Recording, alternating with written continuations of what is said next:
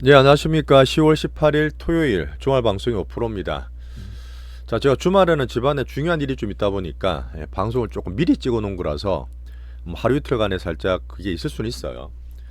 근데 큰일은 바뀌지 않았을 겁니다. 여전히 이제 주말 공부는 우리 일주일간의 투자를 한번 정리를 하고 사실 우리나라가 정말 세요. 우리나라가 정말 재볼 때는 2020년이 아니라 2006년, 7년 아니 99년까지도 비교하는 분 계시던데 이렇게 강하게 지금 추세가 나올 때는 단기적 흔들림에 너무 크게 안 흔들리셔도 됩니다. 단타보다는 큰 흐름 대장주 들고 가시면 꾸준하게 수익을 키울 수 있는 아주 좋은 시간이라 저는 보고 있어요. 근데 물론 여러 가지 또 새로운 얘기 나오고 항상 투자가 사이클을 잘 타는 측면이다 보니까 뭔가 쏠릴 때가 있어. 뭐 단기로 쏠릴 수도 있고 막 새로운 이슈가 나올 수도 있으니까 그럴 때 항상 점검을 하고 또 살짝 빠진다 해서 뭐가 잘못됐는지 그런 것도 같이 챙기면서 사이클을 같이 타시면 될 것 같습니다. 항상 우리는 쏠림을 경계하고 균형적인 투자를 지향하고 있어요. 자, 금요일도 보면 그 미국의 지역은행의 부실 채권 이런 얘기 나왔죠. 자체라면 또 2023년도 생각나고 뭐 제가 볼 때 2007년도 생각이 좀 나는데 그렇다 하더라도 지금 AI 버블링 과정에 반도체 슈퍼 사이클이나 우리나라 자체가 워낙 지금 강하기 때문에 너무 나쁘게 생각하실 필요는 없습니다.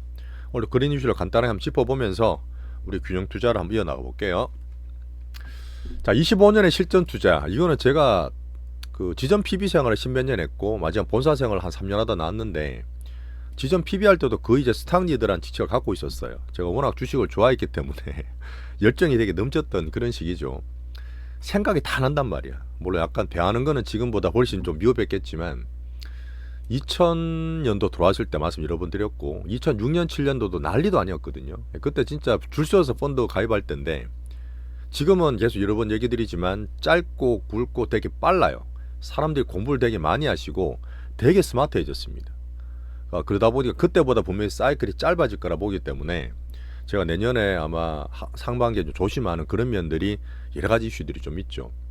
지금은 분명히 안 좋은 시장의 사이클이 떨어지는 게 아니라 여러 가지 새로운 거 나올 때마다 짚어서 체크해보고 점검을 하겠지만 너무 겁내지 마시고 오히려 닭공도 할 수 있는 우리나라 투자에 대한 얘기를 꾸준히 드리고 있습니다. 자, 주말에 열심히 같이 공부해 주시는 우리 고객분들 정말 감사드리고 오늘도 편안하게 한번 얘기를 좀 들어보시면서 항상 주말은 그래요. 편하게 쉬셔야 됩니다. 투자도 노동이고 일이기 때문에 저처럼 좀 편하게 쉬시길 바랍니다. 한번 정리해 드릴게요. 자, JP모건의 회장이 이 다이먼 얘기는 꾸준히 드리고 있습니다. 근데 이분이 정말 보수적이고 안정적이에요.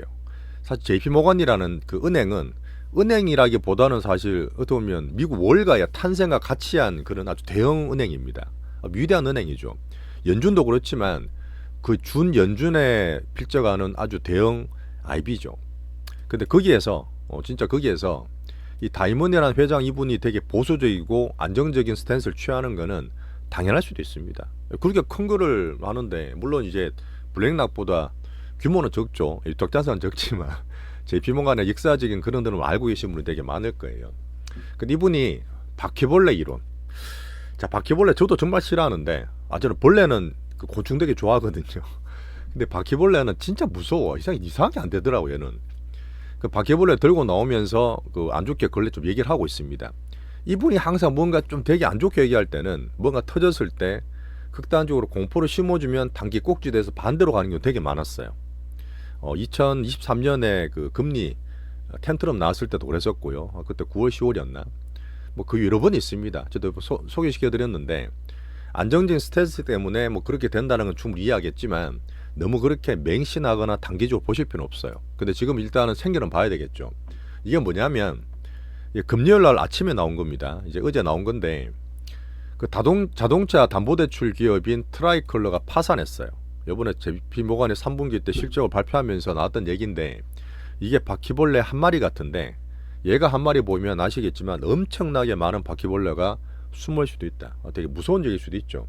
경계를 해야 됩니다. 자, 분명히 새로운 게 나오고 2007년에도 이런 바퀴벌레 이론이 되게 많이 나왔었어요. 어떻게 보면 지금 새로운 악재 출현이다 막 안 좋게 또 이제 비관론자 들고 일날 수 있겠지만 금요일날 보셨다시피 이제 지역은행들이 많이 떨어지고 몇 개 이제 특정한 것들이 문제 있잖아요. 이런 것들 진짜 크게 문제가 될 거냐 여기에 대해서 한번 얘기를 좀 해보고 시장에 관심이 있을 것 같습니다. 자, 분명히 새롭게 나온 거는 맞아요. 그동안 여러 가지 법을 경계하면서 맞던 부분에서 이 새롭게 또 지역은행에 대한 부실 파산이 나오면 확산될 수 있다, 이런 걱정도 있겠지만 이건 사실 너무 새로운 건 아니고 한번 겪어봤어요. 겪어봤는 게 2023년 2월 달에 SVB 사태, 제가 사이클 항상 그림 말씀드리면서 얘기 드렸던 부분이 있습니다. 표시돼 놨어요. 요때죠. 첫 번째 노란색, 23년부터 AI 버블 사이클을 만들어주는 첫 번째 해였는데, 그때 이제 완전히 금리 때문에 떨어지고 하다가 머리 들었는데 SVB가 23년 2월에 터졌어요. 그리고 한 달 정도 빠졌을 겁니다. 한 달 맞죠? 한 1월, 2월 달, 뭐 3월 중반까지 갔는데 그때도 한 5%, 10% 사이 빠졌네요. 이때는 새로운 게 터지다 보니까, 안 그래도 지금 1년 내내 주가 빠지고 있는데 새로운 게 터지다 보니까 사람들이 공포를 엄청나게 자극했습니다. 우리는 그때 새롭게 우리나라에서 2차 전지라든지 로봇 같은 투자하고 있을 텐데 돈이 들어왔다면서 미국에서는 이제 많이 겁을 먹고 있었던 거죠. 은행 부실이라는 거는 우리나라 환율 텐트런 같이 어떤 트라우마가 미국인들한테 있습니다.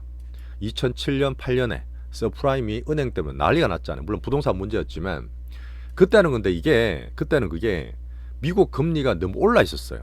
그때 장기 금리가 뭐 5%가 아니 막 그럴 때이기 때문에 이 장기 금리를 안전하게 들고 있었는데 가격이 계속 떨어지는 거야. 그러니까 미국의 부실은행들이 안전하게 미국 장기 국채 들고 있는데 우리가 왜 파산해요? 롤오버를 못 하는 겁니다. 가격이 떨어지니까 자기의 부실이 회계가 계속 부실이 나는 거예요. 그런 거는 금리 그때 때 났던 부실이기 때문에 지금이랑 살짝 좀 다릅니다. 근데 제가 볼 때는 2008년에 서프라임과 좀 비슷하긴 해요. 그때도 물론 괜찮다 계속 간다, 그 강아지한테도 이제 오면은 집을 대출해줬던 그런 상태였잖아요. 그래 대출, 모기지에 나오다 보니까 이게 오히려 그 프라임이 아니라 서브 프라임까지 가면서 뒤에서부터 바바박 터졌던 그런 상황이었는데, 그게 지금 혹시나 되지 않을까. 근데 이것도 이 사람들의 시스템이 바보는 아니잖아요. 미리 많이 준비를 해놓은 상태인데, 그때 물론 그렇게 하다가 2007년에 바퀴벌레 나타났다 했는데 사람들이 흥에 쳐 있다 보니까 결국 2008년에 베어스턴사라든지 이 리먼 사태가 파산되면서 엄청나게 100년 만에 왔던 금융위기 발생했던 겁니다. 이게 약간 텐트럼이나 어떤 데자뷰가 있겠죠. 근데 서프라임이라는 거는 물론 지금은 AI 관련해서 성장을 되게 좋게 보기 때문에 레버리지 투자하는 것들을 좀 많이 하고 있습니다. 실제로 그렇게 하기도 하고, 이게 레버리지가 중첩돼서 복잡해서 나왔던 부분이 지금 은행이 딱 나와 있어요. 지금 보면 딱 2개 정도인데 WAL, 웨스턴 얼라이언스 요뱅크하고 JION 요 보시면 항상 관찰할 수 있거든요. 요 근래 주가가 좀 떨어지긴 했는데 원래 뭐 그렇게 좋은 주가도 아니었어요.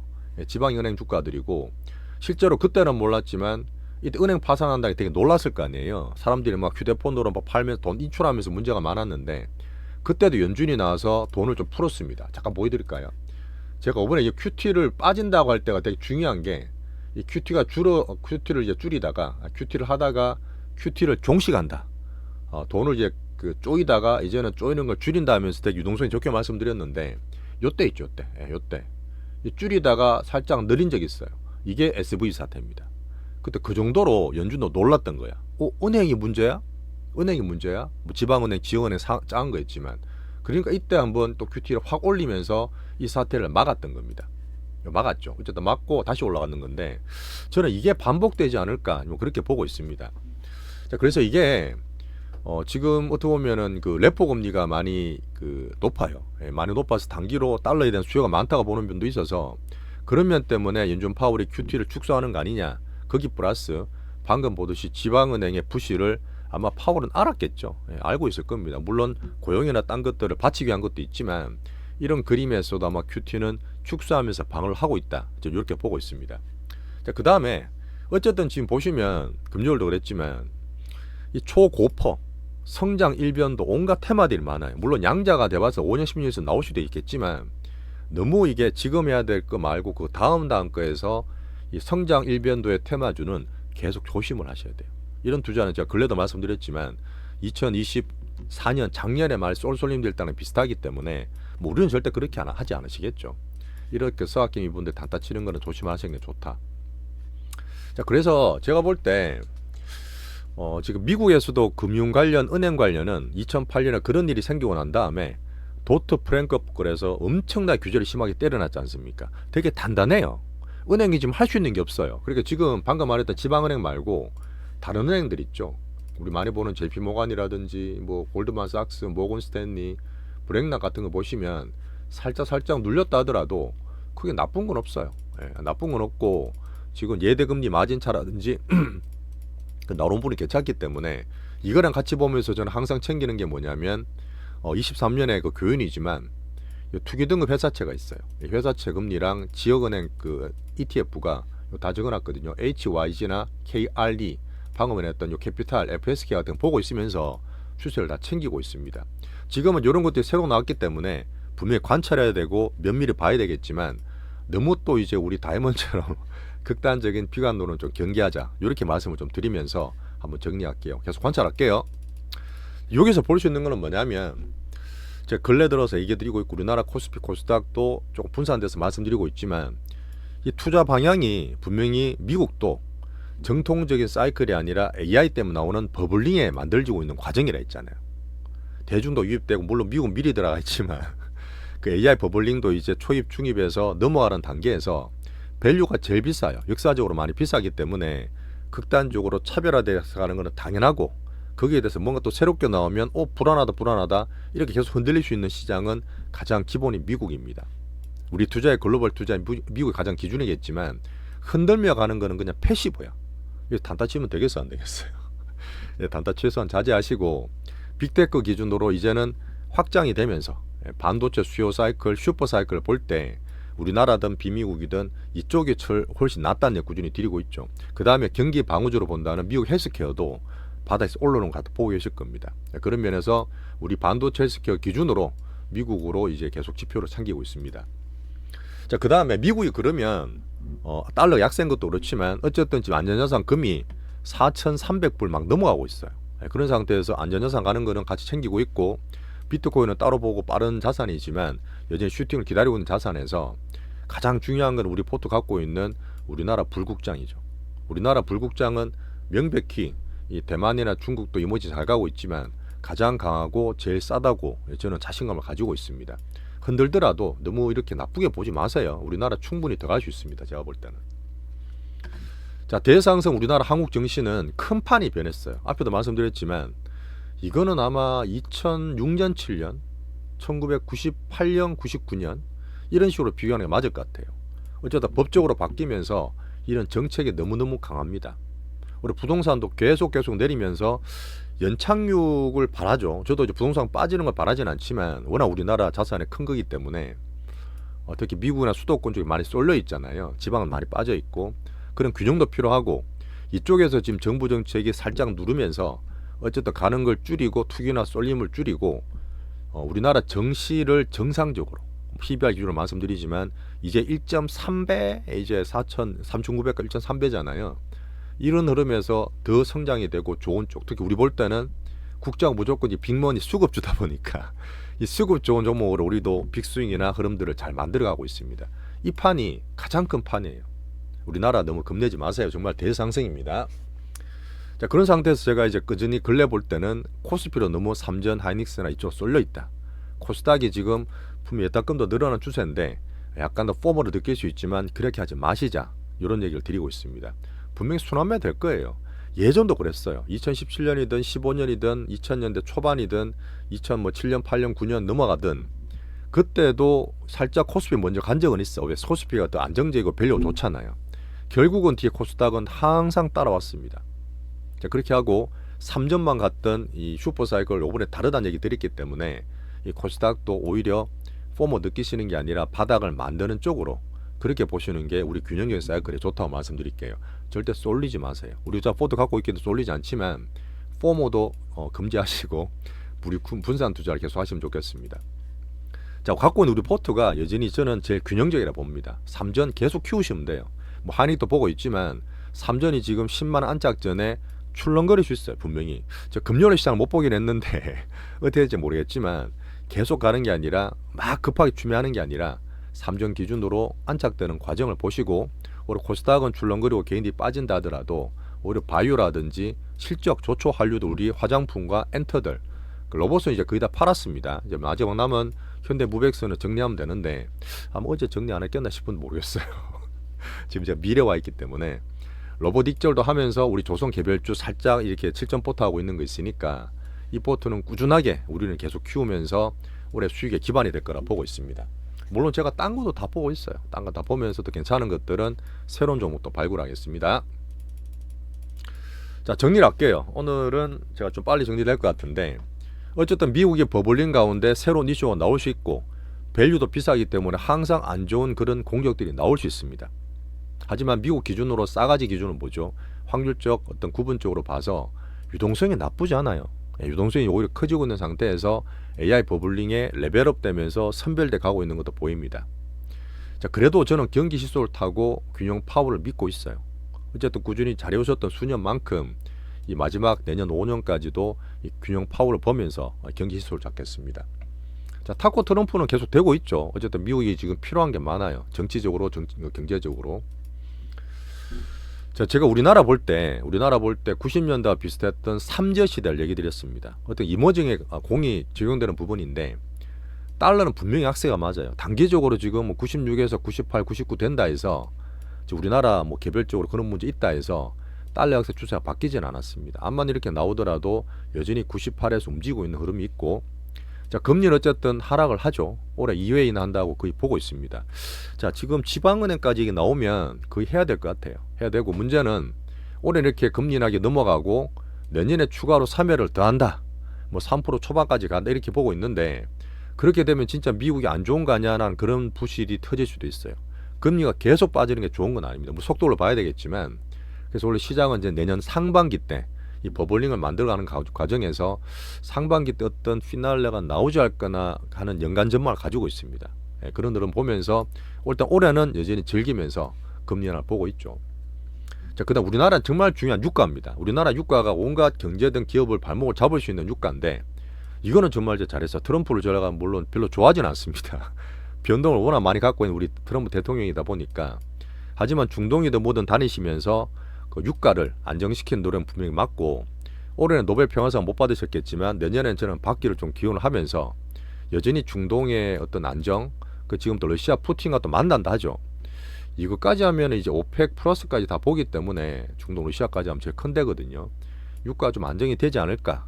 물론 브릭스라든지 딴 거 원자재도 봐야 되겠지만 이런 흐름에서도 유가가 나쁘지 않습니다. 괜찮아 안정되기 때문에 요 흐름으로 봤을 때 이머징과 우리나라 국가 경제 정시에는 괜찮은 삼자라 볼 수 있는 거죠.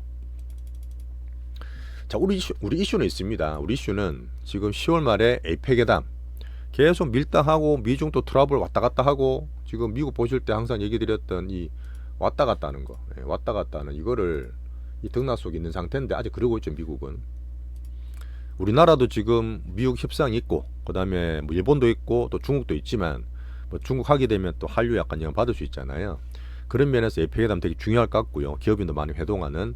그 다음에 10월 29일 날 민간 지표를 보면서 여러 가지 하고 있는 파워를 믿으면서 금리는 한다 보지만 한번 체크를 해보죠.